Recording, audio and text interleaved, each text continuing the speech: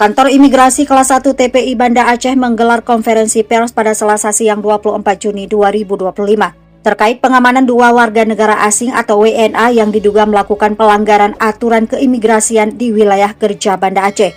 Kegiatan tersebut berlangsung di kantor Imigrasi Berawi Banda Aceh dan dihadiri oleh sejumlah pihak terkait, antara lain Kepala Kantor Imigrasi Banda Aceh Gintu Ginting, perwakilan Kodam Iskandar Muda, Kepala Bidang Wasdakim Kanwil Kemenkumham Aceh, serta unsur Satgas Bais TNI.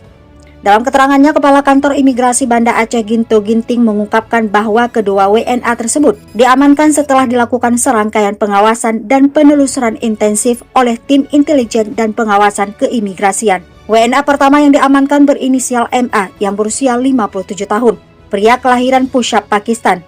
MA diketahui masuk ke Indonesia secara ilegal pada tahun 2024 melalui Tanjung Pinang, Kepulauan Riau, setelah sebelumnya datang dari Malaysia.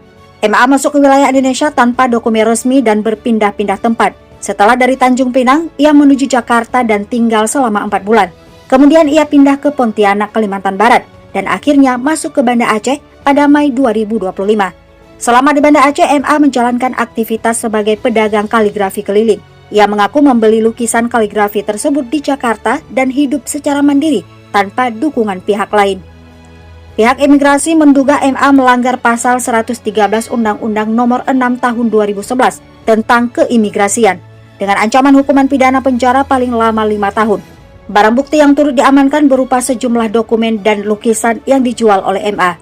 Sementara itu, WNA kedua yang diamankan berinisial NK, asal Kelantan, Malaysia. NK tercatat masuk ke Indonesia melalui Pelabuhan Dumai pada 16 Maret 2020 melalui paspor Malaysia yang berlaku hingga Mei 2025. Sejak tahun 2020 hingga 2023, NK tinggal di salah satu dayah atau pesantren di wilayah Aceh Besar.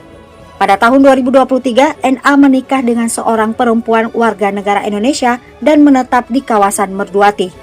Saat ini pihak imigrasi tengah mendalami status izin tinggal dan legalitas pernikahan NK, serta mengevaluasi kemungkinan adanya pelanggaran terhadap aturan keimigrasian Indonesia.